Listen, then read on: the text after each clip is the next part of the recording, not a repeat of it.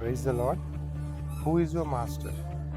నీ జీవితంలో యజమానిగా నువ్వు ఎవరిని ఎంచుకున్నావు, ఎవరిని పెట్టావు?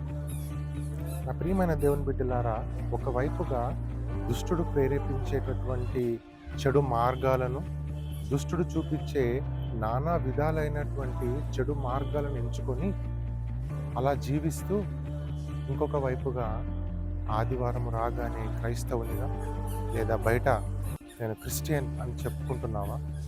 ఒకవేళ అలాంటి జీవితాన్నే గనక మనం సాగిస్తూ ఉన్నప్పుడు అది ఎంత మాత్రము కూడా ప్రయోజనకరము కాదు. It is of no use.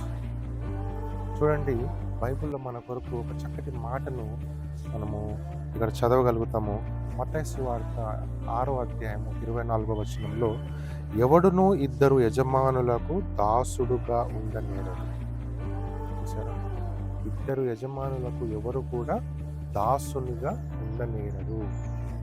So నా ప్రియమైన దేవుని బిడ్డలారా, మరి ఒకవైపుగా నిన్ను దుష్టుడు ప్రేరేపించి నీ జీవితాన్ని నాశనం చేసుకోవటానికి కూడా మరి వాడు ప్రేరేపించి చివరికి ఆ మార్గాన వెళ్ళిపోయి మన జీవితాన్ని అంతా చీకటిమయం చేసుకున్నా కూడా దేవుడు నీ పక్షాన్నే ఉంటాడు. దేవుడు పక్కనే ఉంటాడు. బిడ్డ, ఇదిగో నా దగ్గరికి రా. నీ జీవితం ఇంతవరకు ఇలా మారిపోయిందా? ఇదిగో నేను సరిచేస్తాను, నీకు కావలసిన సమాధానాన్ని ఇస్తానని దేవుడు నీ పక్కన నిల్చొని ఉన్నాడు.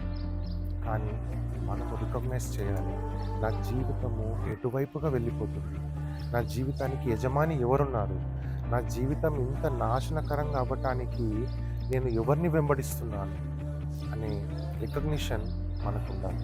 మనం గుర్తించగలగాలి, నా జీవితంలో దుష్టుడు పరిపాలిస్తున్నాడా, దేవుడు పరిపాలిస్తున్నాడా? ఒకవేళ ఆ రికగ్నిషన్ లేకపోతే మనము మన చేతులారా మన జీవితాన్ని నాశనం వైపుగా మరలించడానికి అవకాశం ఉంది. కాబట్టి నీ జీవితంలో దేవుడు యజమానిగా ఉండటానికి ప్రయత్నించి దేవుడు నీకు సమాధానాన్ని ఇస్తాడు. ఒకవేళ దేవుడు నీ జీవితంలో కనుక యజమానిగా ఉంటే నీకు సమృద్ధి దొరుకుతుంది. ఒకవేళ దేవుడు నీ జీవితాన్ని తన హ్యాండ్స్లో కనుక తీసుకుంటే నీకు శాంతి, ప్రేమ, నీకు కావలసిన ప్రతి దీవెనలు కూడా నీకు దొరుకుతాయి. అలా కాకుండా నువ్వు తెలిసి కూడా కొన్నిసార్లు దుష్టుని మార్గంలో నడవాల్సి వస్తే, నడిచేటట్టుగా నిన్ను ప్రేరేపించుకుంటే నీకు ఎటువంటి ప్రయోజనం ఉండదు. కాబట్టి ఈరోజు నిర్ణయం తీసుకుందాం. Who is your master? నీ జీవితంలో యజమానిగా ఎవరున్నారు? దేవుడు ఉన్నాడు.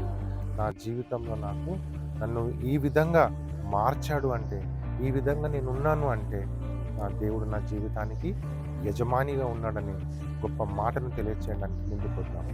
God bless you.